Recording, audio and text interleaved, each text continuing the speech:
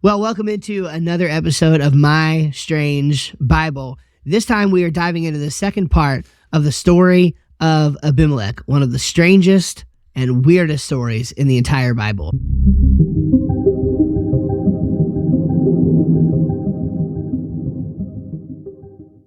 Alex, it's good to see you, my friend. Good to see you, my friend Steve. I'm excited. This is a dark story. And it's an interesting story. I don't know why I'm smiling. It's kind of a bad story. It is, but it's piqued my interest. I'm excited to hear more about it. Again, this is something that you got excited about and kind of preached on at your church a little bit ago. So I am happy to be your second audience here and listen on. Well, it's a bad story, but it's one that we can learn a lot from. And as I mentioned the first time, and we're going to review a little bit to make sure we're on the same page. But as I mentioned the first time, this was probably a 2.5 hour long sermon that I tried to condense into 30 minutes. And I did the very best I could. And I think I gave our people something practical to take away. But I really wanted to dig into the nerdy details with you. And I knew you would be all for that. 100%. Yeah, I can't imagine. I need to watch the recording of the 30-minute version of this because I don't understand how it's like fitting Lord of the Rings movies into a 2-hour movie, which was actually proposed at first for Peter Jackson to do, and he said no way. Right? Yeah. Well, hey, look, what I did was I joked at the very beginning. I said, "Listen, I've got 60 verses, 8 pages of notes, and 100 dramatic pauses to get through. Yeah, you did right. In 30 minutes to do it." So, it didn't work. I'll just put it like that. So I ended up summarizing a lot of the story and really skipping over what I thought were some really important things. So I'm super thrilled to dive into this. So let's review a little bit, shall we?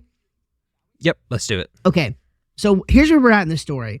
So we coming off the heels of Judges 8. So in Judges 8, the end of Judges 8, verses 30 to 35, we find that Gideon is, transitioning out. I think, I guess I'd have to go back, but yeah, this is like when he died. Yeah, so verse 33 talks about when Gideon died, the Israelites turned and prostituted themselves by worshiping the Baals, and they made Baal Berit their god. And so this story picks up with Abimelech, the son of Gideon's concubine. Okay, and so Gideon had 70 sons, and as you can imagine, many wives. And then he had a concubine, he had another son, Abimelech, and we talked about how last time he might have had like 63 sons or 75 sons. The number 70 was probably chosen to royalize the number and round it out, and also was probably chosen to make a connection with Baal.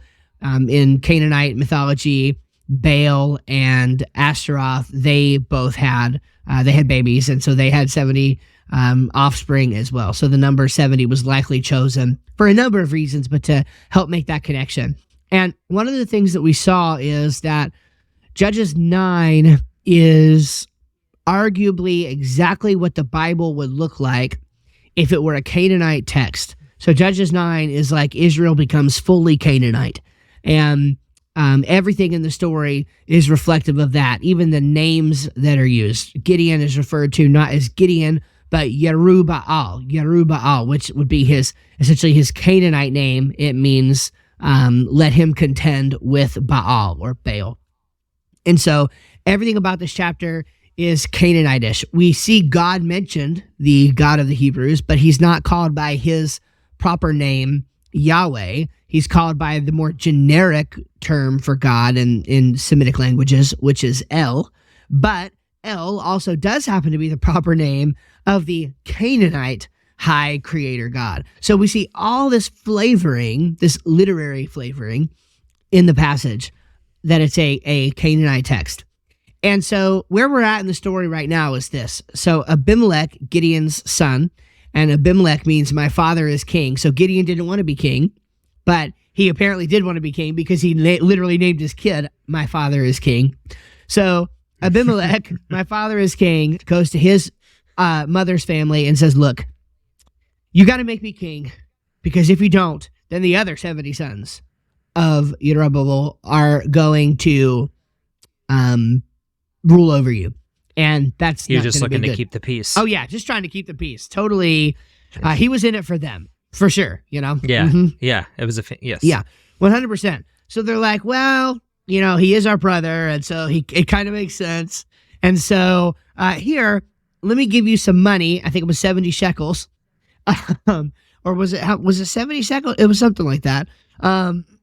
Let's see. Yep, 70 pieces of silver. Yep, from the temple of Baal Berit. And so those 70 shekels equaled about $617 that he had to work with to go out and actually hire this ragtag group of 70 dudes. So it's like less than $1 a person to actually go. And what he ended up doing was killing all of his other siblings. Okay. And so he the people gave him money. His mother's family gave him money from the temple of Baal Berit. And he went and actually killed the rest of his family, and actually he killed them at the Oak of the Pillar, which is the place, or actually they crowned him king there at the Oak of the Pillar, and that's the same place where Joshua back in Joshua 24 was talking about how Israel was going to be faithful to Yahweh for the rest of their days and serve him alone and things like that. So we saw sort of this selfish ambition that he had, and as a result of this, again, he is now in power. He's happy. He's got money. He's got the people of Shechem on his side. He's got his brothers have been killed, and so he doesn't have to worry about them anymore. And except for one brother happens to escape, and that is where we left off last time. So that was a lot of review. Any questions or just thoughts that you had as I was going through that, Alex, so that you might be able to, identify with the audience on?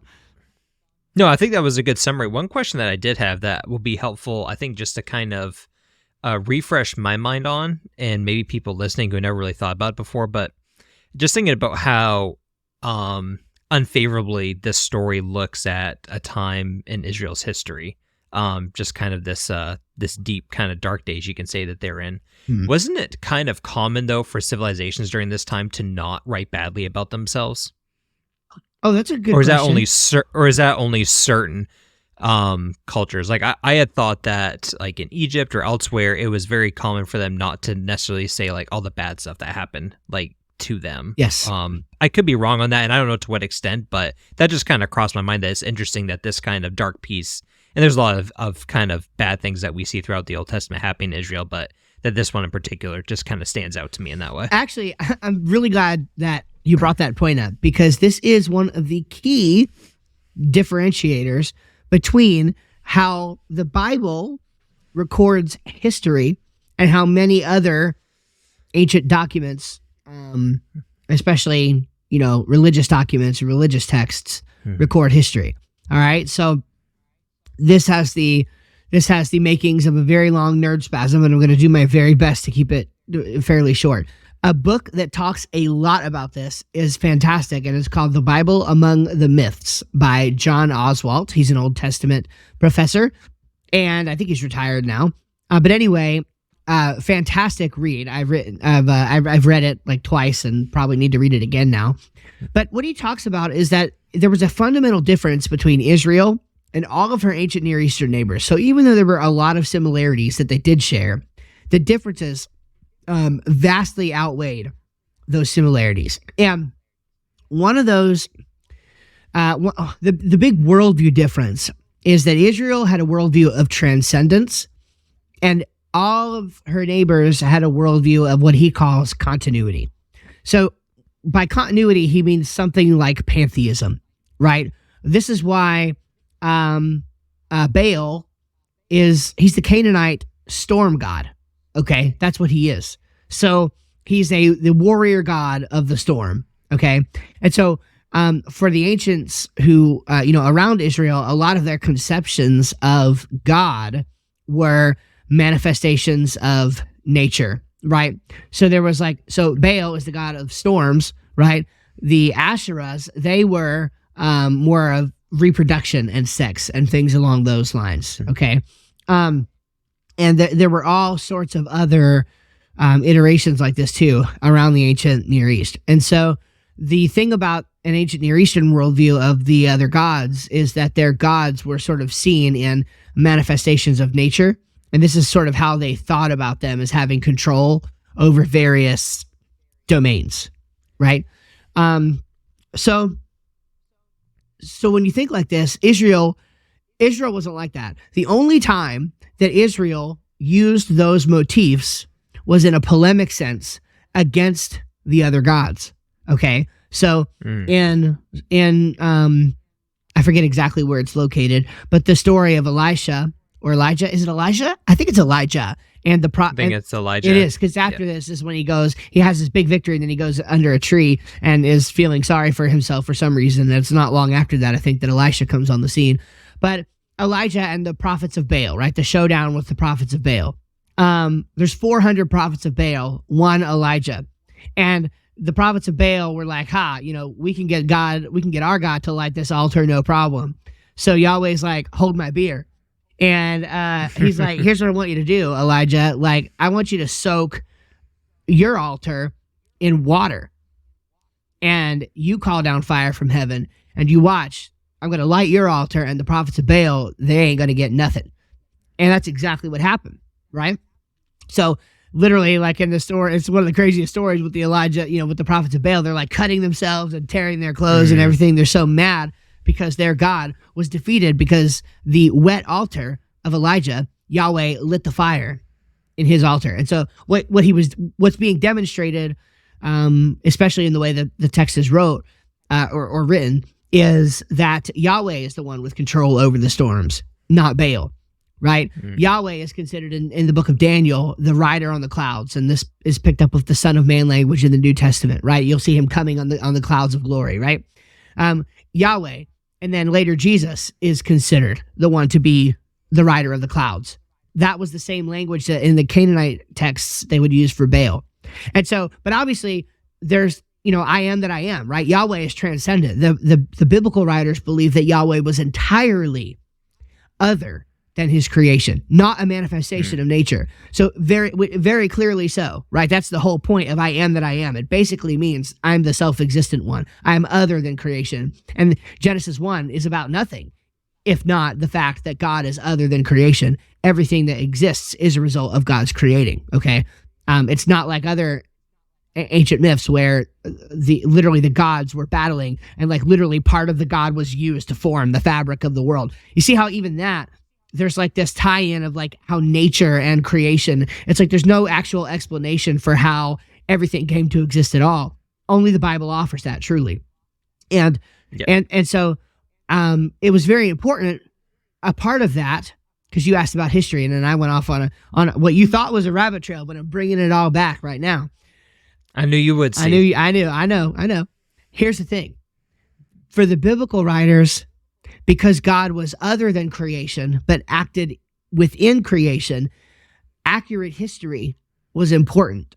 This is why Yahweh always tells Israel to remember. This is why they set up 12 stones, right? This is why the circumcision is a thing. This is why all throughout, well, that's just one reason why. There's multiple reasons why circumcision. Boy, there's an episode for us later. Oh, yes. But right. But point being that remembrance, I mean, heck, like Passover, right? Yom Kippur, like all these things, it's remembrance. It's what happened in the past. Everything, good and bad, that happened in the past matters to an Israelite. But if you look at ancient texts other than Israel, they only conveniently leave in the good details. And this is especially true of militaristic writing. But here's the thing. Because of their continuity worldview, everything was cyclical. They didn't care about history because for them, history didn't really matter. Everything was cyclical in nature. Whereas for Israel, God was actually acting in nature to accomplish his will using people and spiritual beings. And because of that, everything that happened, good and bad, mattered. And there's an apologetics case to be made from this, of the truth of, the biblical worldview, because of that. Because why record the embarrassing things too? I mean, Judges is the most embarrassing book, arguably, of the Old Testament. It's literally awful, the entire book, let alone this chapter. But the fact that it's in there gives more credence to the fact that it's true. Yep, 100%. So, did that satisfy? Was that the answer you were looking for, roughly? It was the Steve answer I was looking for. Oh, wonderful! Yay! Okay, all right. So let's dive into the text. I'm going to let you talk now. Would you read for us, Alex, from verse 7 of Judges 9 all the way through verse 21? 7 through 21. Good. I don't see as many names as there are last time, so maybe I won't botch this Not as many. as much as before. Okay, here we go. When they told Jotham, he climbed to the top of Mount Gerizim. And remember, Jotham is the one son that survived. Raised his voice and called to them, "Listen to me, citizens of Shechem, and may God listen to you." The trees decided to anoint a king over themselves. They said to the olive tree, "Reign over us." But the olive tree said to them, "Should I stop giving my oil that people use to honor both God and men and rule over the trees?" Then the trees said to the fig tree, "Come and reign over us." But the fig tree said to them, "Should I stop giving my sweetness and my good fruit and rule over trees?"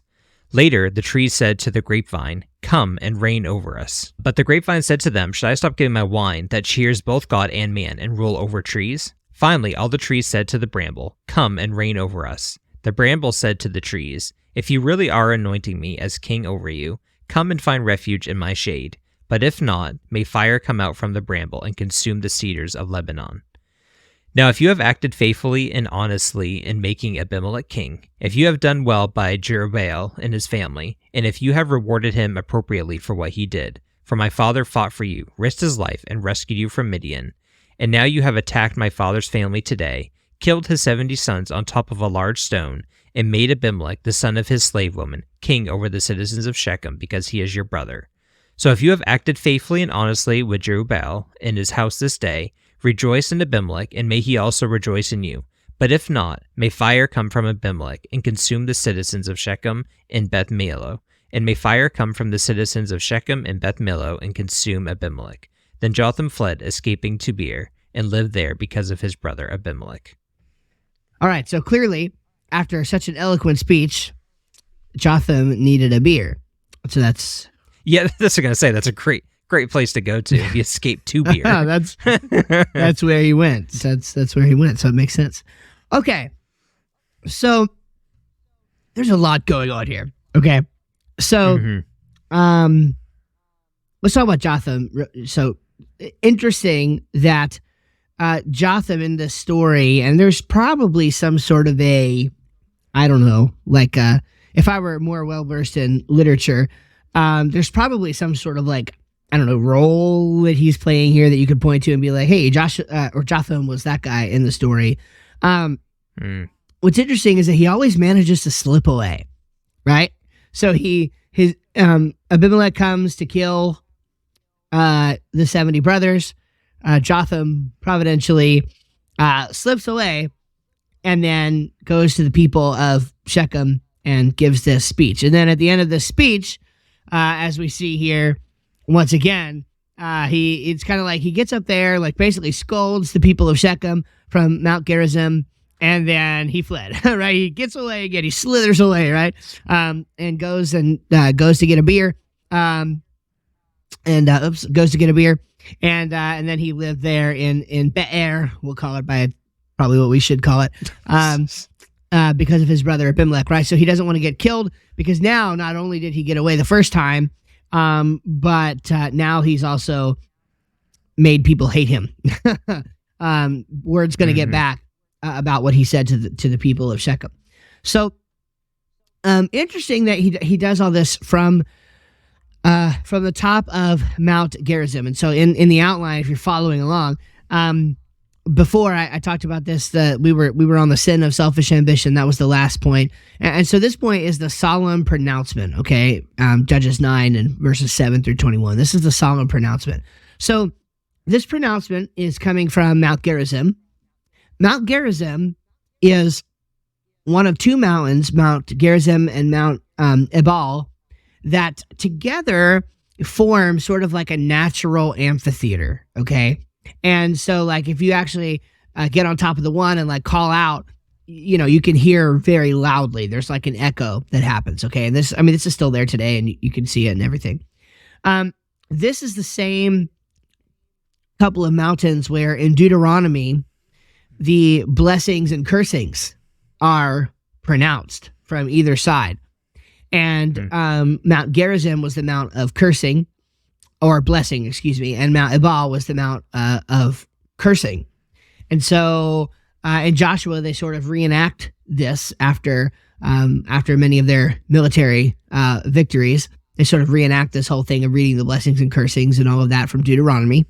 What's interesting is that, again, Mount Gerizim was the mount of blessing, but this is a curse that Jotham is pronouncing, but he's doing it from the mount of blessing, which I thought was kind of interesting, right? But again, this is another area, kind of like the oak that we mentioned, that there's earlier significance, and this is the writer trying to draw our minds back. You should know, as the reader of this, as the original intended reader of this, you would know the irony that this pronouncement is being hailed from the Mount of Blessing, and you would know how significant the Mount of Blessing is in your history.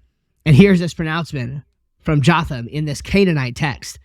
There's this amazing irony happening where, this is now a Canaanite text, and this pronouncement is being laid out from the Mount of Blessing that should have been mapped to Israel's obedience instead of now being mapped to Israel's disobedience. So this isn't said explicitly here. So I imagine it ventures to the realm of opinion, but what's your opinion on, do you think that, because who knows the situation just physically where people were set up, who would hurt Jotham or turn him into his brother, but do you think that Jotham specifically chose Gerizim as a way to make the statement even more pronounced because of that? Or do you think that it's just kind of coincidental that he went up there on that mountain and not really thinking about it? Again, this is strictly, obviously, just a matter of kind of opinion. Yeah, because there's actually a third alternative too, right? The third alternative, which I don't necessarily buy, but the third alternative is that it didn't happen exactly this way, but the story is told this way for dramatic effect, right? That would be the sort of third option. My view, so there's a lot of people who think that way. Not necessarily with this specific thing. I don't want to put words in people's mouth. But there's a lot of places where people will say, oh, well, the story was written like that, but that doesn't mean it happened that way. It was written like this for effect. My view, in general, is usually that if something is written a certain way for effect, it had to have happened pretty close to that, pretty darn close to that, for if not exactly that way, for it to make sense. So this is where, remember last time we talked about the royalization of Baal and Gideon's sons. It's like, I don't think that he had 5 sons, but it says 70 because we're supposed to think Gaal. Yeah. Or Baal, excuse me. I'm getting my Gaals mixed up here. So, right? I think 63, 65, 72, 77 is probably about right, somewhere in there. And so I'm not mad if a number is rounded for theological purposes, but it maps pretty close to reality, right? It's like in a lot of people want to say that the genealogies in Genesis 5 and 11 are wildly overinflated, and they say, well, look at ancient Sumerian king lists, right? That's the closest thing that we have to compare to them, and they were wildly overinflated. But guess what? The ancient Sumerian king lists, the numbers are 33,000 years old, right? So-and-so lived to 33,000, right? Whereas the, 969 was the oldest human, right, to ever live. That was Methuselah. And so, and there's lots of intertext reasons to think, lots. It's a different subject for a different day we should probably tackle. There's lots of intertextual reasons to think that those numbers are pretty darn close. So, I'm okay if some of those numbers were rounded for theological messaging. It's probably that the actual number, though, was pretty close. I don't think it makes sense to say that Methuselah lived to 969 if he actually only lived to 96. That, right? You see how that just so doesn't make sense? And so yeah, to answer your question, was he on Mount Gerizim? I think probably. Was he there intentionally? I don't know. what I do know is that the nature of this parable, this essentially fable, the story that he tells, is such that, boy, there is a lot of irony in the location, right? And so the fact that that it happened this way is a interesting, literary device. And so I think it maps to reality in some sense, but I also think that it happened this way. It happened in a way that was close enough to this reality to be able to make the literary stuff match up. Because again, I do think it's important. Like, the actual thing that he says is like amazing. Like, we're going to dig into it in a sec, but it's like, it's like this really, really awesome historical fable and it's like, it's this curse. And I think where it's coming from matters. So yeah, did he get up there on purpose? If he did, it was probably more of a practical purpose, right? Probably more of the fact of the natural amphitheater to make it loud enough for all the people to hear him. It was probably more practical. But the irony of it literarily in the reading and the writing would not have been lost on the original hearers. Like, oh, well, he went 100%. Up there, but like, check that out, right? Look at where he did that from. So, gotcha. Even imagine if it had come from Ebal, right, from the other mountain. Would it have had literary impact still? Yeah, because it was, because we would want to say, it was from the Mount of Cursing. So, like, obviously, like, this is Israel getting their punishment. He's pronouncing this from the Mount of Cursing. But, like, how much more ironic is it actually that it happened from the Mount of Blessing? Because this is where a completely different kind of thing should be said than what's actually said. That makes sense? Yep, 100%. Okay. Yep, for sure. All right, so I like this quote from Daniel Block, kind of on the more practical end, comparing Abimelech and his brother Jotham. So he says this, quote, "Unlike Abimelech, who is driven entirely by self-interest, Jotham seems to have the best interest of the Shechemites at heart, holding out the possibility that they may receive a hearing with God. The opening clause, however, suggests that a favorable response from God is contingent upon their listening to him instead of to the seductive promises of Abimelech," end quote. I thought that was just a nice quote that sort of summarizes where we're at in this situation. It's like God is, absolutely. God is willing to step in and to kind of do his part. But at this point in history, especially, God's like, throw me a bone, guys. Like, I rescued you from Egypt. I am the God of your fathers, Abraham, Isaac, and Jacob. I am the one who helped you cross the Jordan River. I'm the one who allowed you to take out all these Canaanite tribes and to take this land of possession. So it's like, choose me or choose Abimelech, this faux king that you say that you want, this Bramble king who's nothing but a thorn bush. And so it's like, there's obviously so much you can say there, but like it's always the promise to follow the Bramble king is always so seductive in the moment, but it always misses the big picture of what God is able to do for you and what Jesus is able to do for you.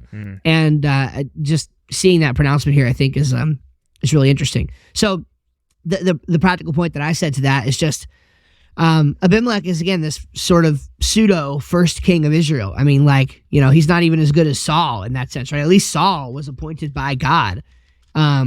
This guy, the people just said, yeah, we want this guy. And the point is, don't get ahead of God's timing, because when you get ahead of God's timing, usually there's some idolatry in the mix, right? Usually you're worshiping something, the result, the money, the new job, the new potential mate, or whatever, who looks, grass is always greener on the other side. Don't get ahead of God's timing, because usually there's idolatry at play whenever you find yourself doing that. You find yourself finding that there's something more meaningful than God.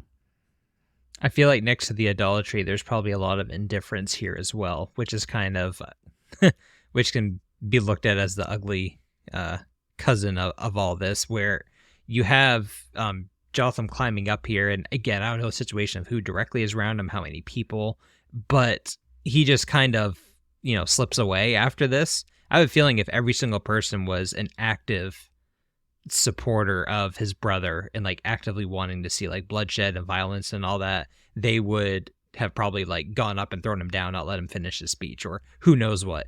But I have a feeling that there's a lot of indifference here where people are just thinking, well, we have Abimelech now, and just do not care. Yeah. And that's a sad state to be in as well in life. Yeah, it totally is. And it reminds me of, so if we look at verse 16 and following, it's so funny what he's doing. So he knows exactly what he's doing, right? And we're gonna go back and talk about the actual fable a little bit, but this is kind of where he like explains his logic behind sharing this fable. He's like, if you've acted faithfully and honestly, all right, citizens of Shechem, if you've acted faithfully and honestly in making Abimelech king, and if you have done well by my father, Jerubbaal, Gideon, and his family, and you've rewarded him appropriately for what he did, fighting for you, risking his life, rescuing you from Midian. If you've done all that, and now you've attacked my father's family today, killed his 70 sons on top of a large stone, made Abimelech the son of his slave woman king over the citizens because of your brother.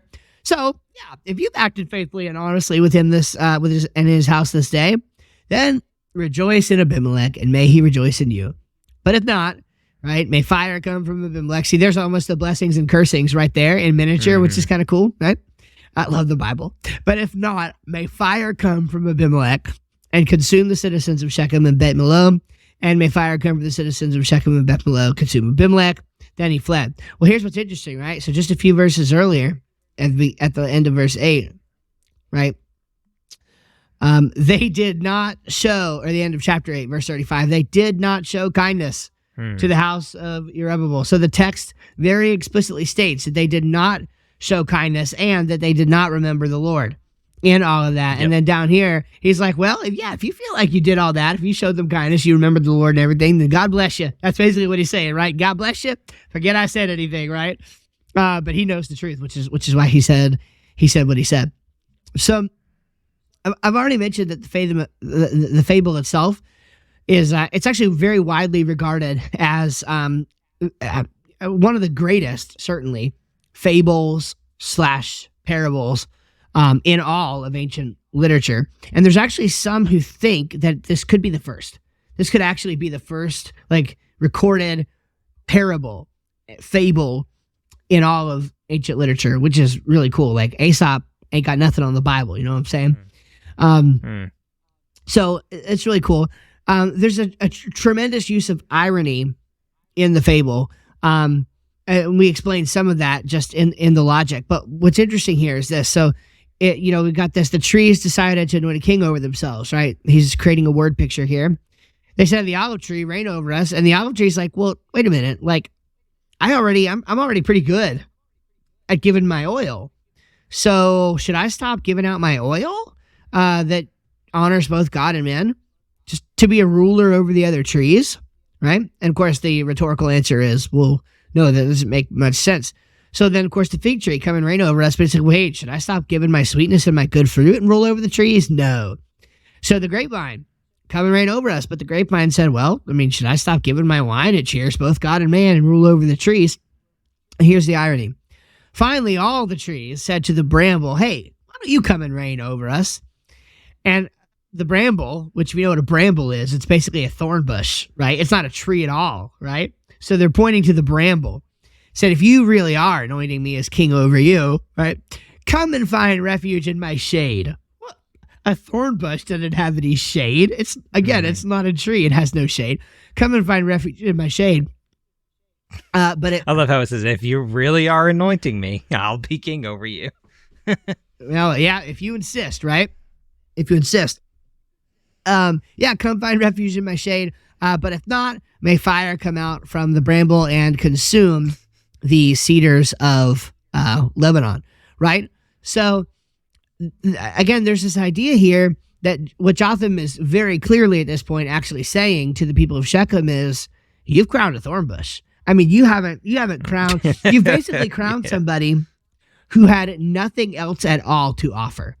And so he asserted his authority. Now, there's obviously some differences, right? Abimelech was the initiator here, whereas the trees were the initiator in the fable. Again, the point wasn't that the details are supposed to map one to one. The point is that the people anointed a bramble bush, and a bramble bush is good for nothing but fire. And so that's why there's more irony in the story in fire, and we're going to see that as we continue on the series. But the point is that they crowned a worthless guy. And scholars call him the Bramble King for this reason, which is why the series is titled "The Rise and Fall of the Bramble King," and why I wanted to compare it with in the last episode, which if you haven't checked out, go watch or listen to that. We do a comparison between the Bramble King and the Paradise King, right?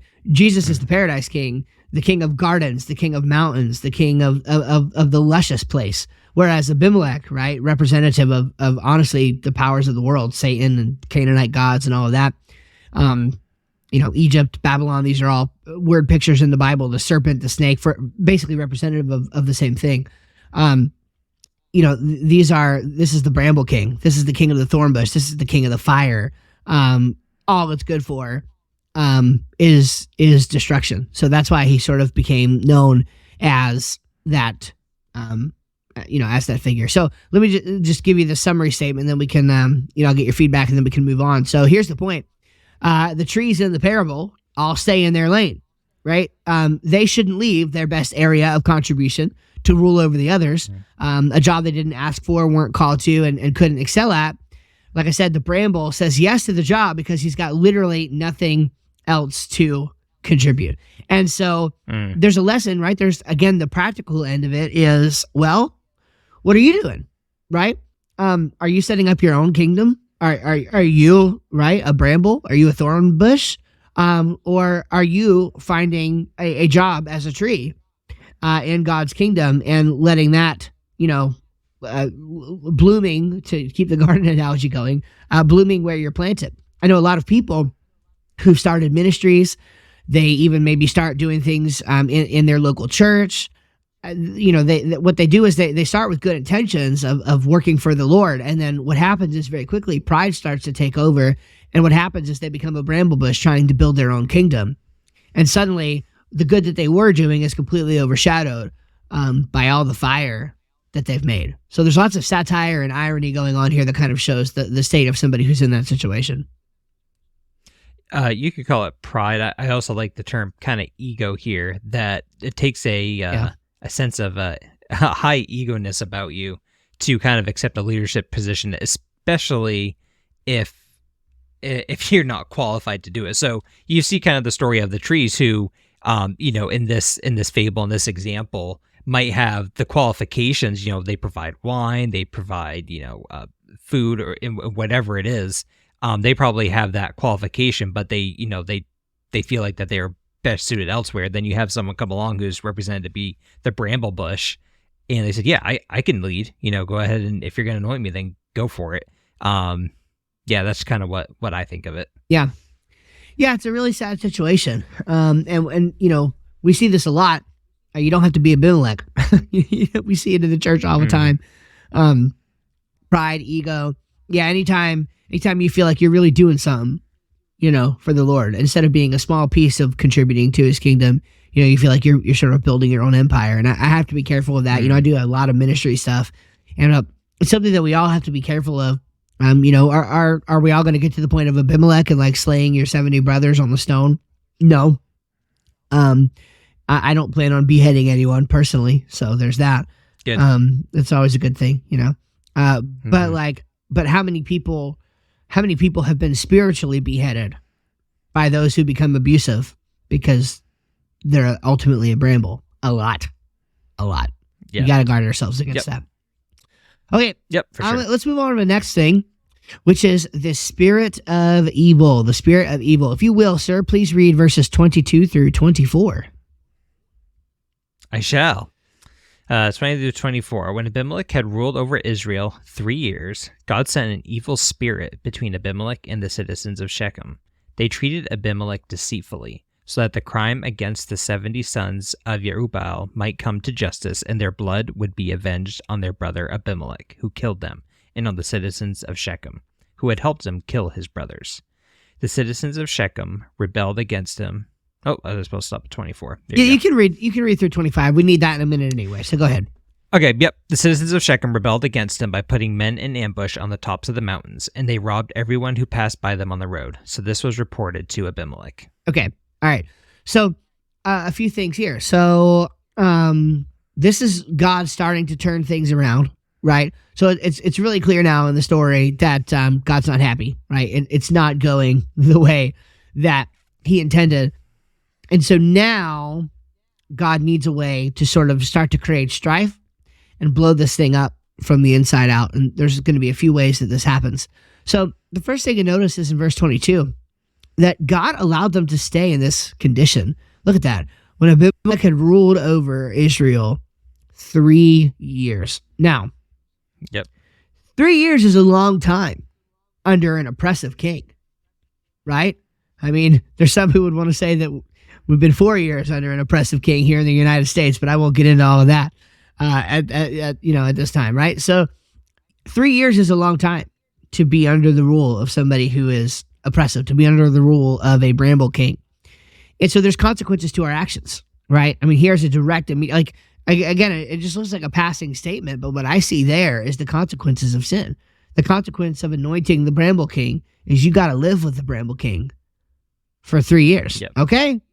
This is what you wanted? Cool. Like, here you go. You asked for it, you got it, right? But God always has a plan. God always wins. That's pretty much the story of the Bible. And so he starts the winning streak here with this evil spirit, okay? And so God sent an evil spirit between Abimelech and the citizens of Shechem, an evil spirit. Okay, there was a time, Alex, here we go on the weird stuff. There was a time when I would have read that, and my immediate thought, and maybe yours too, you can tell me, my immediate thought would have been, oh, so he made them mad at each other. Is that how you would have read that, Yeah. probably? Well, you know what's funny is when I was reading through it, finally my mind has shifted. My initial inclination was, okay, God sent a literal spirit of evil, or a spirit meant to do an evil bidding, versus the contrary of just like a general like doom and gloom feeling over the people. But you're right. Originally, I would have read it, and that would have come into my mind first. Exactly. Yeah, exactly. And don't get me wrong. I mean, you can find, especially on the ultra conservative, front, you can definitely find commentators who don't want to go there, with the spiritual agency thing. But the reality from everything I've studied in the Bible is that God does use spiritual agency to accomplish his plans. Spiritual and inhuman. It's such a big theme in the Bible where, I mean, yeah, there are certain instances where he steps in and does something specifically himself, but he allows change to happen at the hands of his heavenly hosts and at the hand of humans as well. So he's very big about other people using their agency to bring about change. Yeah, exactly right. So again, my view here is that God sent this evil spirit to cause havoc, and to cause the citizens of Shechem to treat Abimelech deceitfully, just like it says, and to actually, in verse 25, we see sort of, I called it in my outline, the sanctions of Shechem. They essentially based economic sanctions on him, right? What happened is that the citizens of Shechem went and hid an ambush so that when Abimelech's people traveled, they robbed them, right? So Abimelech had to stop traveling that way because he kept getting robbed and ambushed, right? And stealing from them. So it's basically like modern day, economic sanctions is something like what was going on there, right? But right, so God sends this spirit of evil, and we don't have to belabor too long here because we're actually going to get into some of this divine being and a little bit of the divine council worldview stuff even next time when we talk. But for this, I thought it would just be appropriate to sort of look at another passage that may be familiar to an audience like ours, that helps illustrate the use of spiritual agency. And that's from 1 Kings 22. Here's 1 Kings 22, 17 through 22. So the person speaking here is King Jehoshaphat relaying a story of the prophet Micaiah. This is what the prophet Micaiah told him. Okay, so he said, I saw all Israel scattered upon the hills as sheep that have not a shepherd. And the Lord said, these have no master. let them return every man to his house in peace. And the king of Israel said unto Jehoshaphat, did I not tell you that he would prophesy no good concerning me, but evil? And he said, hear thou therefore the word of the Lord. I saw the Lord sitting on his throne, and the host of heaven standing by him on his right hand and on his left. And the Lord said, who shall persuade Ahab that he may go up and fall at Ramoth Gilead? And one said on this manner, and another said on that manner. And there came forth a spirit, and stood before the Lord, and said, I will persuade him. And the Lord said unto him, wherewith? And he said, I will go forth, and I will be a lying spirit in the mouth of all his prophets. And he said, thou shalt persuade him, and prevail also. Go forth and do so. End quote. And so, well, this is like... I know what you're going to say, Steve. Those are spirits, sons of God, heavenly hosts talking to God. But it's all just a metaphor for God. Have you seen the movie Inside? No. Pixar movie? It's just God's emotions talking to each other. Yeah, there you go. That's it. It's just God's emotions. emotions. That's what's happening there. Yeah. It's not. It'd be weird if that was the case, right? This is probably one of the clearest examples we see in the Bible of like spiritual agency. Like if that context wasn't given, and it had just said Yahweh was saying, I'm going to put a lying spirit in the mouth of Ahab. If it had just said that, we probably would still be talking about this whole, he just made him lie, right? He just put a spirit of lying in him, whatever that means, right? Whatever that means. But no, this is an actual divine council scene, a throne room scene, where the spirit stands up and says, among the heavenly host, I'll do it, right? Why not? I'll do it. Very similar in the book of Job to how Satan, or the Satan in this case, stands up and says, I'll go check out Job, no problem. Like, have you considered this guy? Like, I'll go do it, right? So, kind of volunteering, right? And so God allows him to do that. And so I see the same thing here. And again, this would be very consistent because in all of ancient literature, and the fact that this is a Canaanite text essentially makes this even more likely to have a character here like an evil spirit. By the way, how does God send a feeling? Have you ever sent a feeling? Think about that. God sent an evil spirit.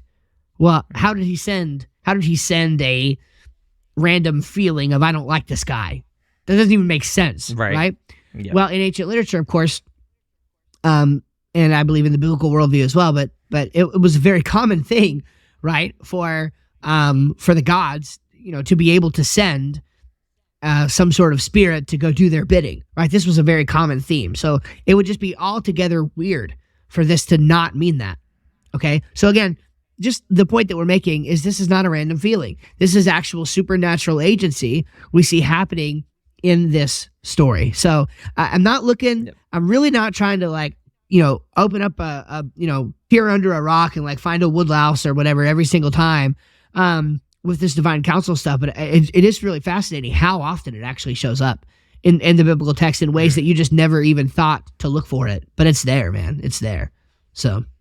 And right, without the context of what happens there, you just kind of stumble over what we're reading here in Judges. Yeah. Right? Isn't that wild? And so, I mean, I'm glad for that. I'm glad for that context so that we have something, like we have a framework for how to interpret passages like this. And what does it mean? Like again, what does it mean for God to send a deceitful spirit? Like, can God, I actually think I wrote this down for a topic for us to talk about. Like, is it okay for the God who doesn't lie, which is from the book of Titus? I think it's Titus 1:3, maybe. I can't remember exactly, but yeah, like God who can't lie. Is it okay for him to use, deception? And I mean, he does, right? So we have to deal with that, right? He does, and obviously, when the preservation of life is at stake, or when God is, needs to bring about a certain outcome, it's clear that happens. I mean, Rahab was praised for her hiding the two spies and essentially lying to the people that came looking for them, right? So Corey Ten Boom, right? Was she disobeying God by like hiding people? No. That's a very natural thing to do, I think, to preserve life. So, yep. So I think it's totally appropriate for God to use a lying spirit if that's what's needed in the situation to bring about his purposes. And so in this case, they treated Abimelech deceitfully, and they put the economic sanctions on him. And this is just the beginning of the vice grip being sort of squeezed down on Abimelech. And next time we're together, we're going to look at this character who seemingly comes out of nowhere and submits his, bid to rule the citizens of Shechem and the city of Shechem. And this guy's name is Gaal. So next time we'll dive into the sedition of Gaal, and the story just really, really starts to get crunk when we go there. Get crunk, yes. Everyday lingo there. Totally. It makes sense. I'm excited. And I love, it's just a great story. The storytelling of it, it's just going to lead to a really excellent conclusion. Oh, the conclusion is fire. Don't read ahead. The conclusion is so good. You know what's funny? I know I've read this story before because as we're going through, I remember reading about it like through some college classes. And I just haven't read the rest of it because I just want to read it as we're going through it. Advised. The story has a very dramatic ending. It's very epic. And so I don't want you to miss it. So that's it for this time, Alex. Yeah, this was great. I'm so glad that you decided to cover this 100%. It was a really good discussion. And will part 3 be the last of it, finishing up with it? Yeah, unless I get way too long-winded. It should be.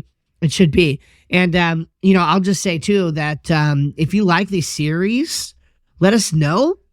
In the YouTube comments, Go to YouTube and leave a comment below this video. And let us know, because we're thinking about doing some other series. The thing about the series thing is, of course, it helps to get content, right? It helps for episodes. But this is the perfect format to go long form, right? I mean, to just really dive deep into 100%. Something. This is not like a sermon where we're like, we got butts and seats and we're tied to, 20 or 30 minutes before everybody's trying to go out and get some of God's chicken, which they can't do on Sunday. I guess that would be a Wednesday thing. Anyway. Yes. KFC on Sunday, right? Unless you're a Seventh-day Adventist. That's true. In which case, you're probably not listening to this podcast. If you are, welcome. We really disagree. But anyway, maybe we'll talk about that sometime. But yeah, let us know if you like the series and diving deep into things, because I know we enjoy it. And we got some more series, I think, planned. I think one that we'd like to do something with pretty soon probably is Exodus related stuff. Lots of fun Exodus stuff that we can talk about. That's going to be fun. Yeah, I think so too. And again, Steve and I, we are up for everything. We like doing these long form ones. I know Steve's kind of taking control of this one a little bit, but we like getting into a chapter or two, and we could spend 4 or 5 hour-long episodes on it, just so we could really flesh it out, dig into it, and really understand it more. But then we also like quick one-offs or doing some type of fun thing. So yeah, we're definitely up for a variety. Totally. Yeah, totally. I think it'd be a lot of fun. And so, yeah, let us know if you have specific questions or specific ideas as well in the comments. And most of all, like it, share it, subscribe if you're not a subscriber yet. And please tell somebody else about it. Tell people at your church. Share it in Facebook groups. You have our permission to do that. Share it in Facebook 100%. Groups. Let other people know about this content. And we'd like to get it in as many hands as possible and see what the Lord can do with it. So. Sounds good, Steve. Looking forward to next time, my friend. Yes, sir. Yes, sir. A pleasure as always.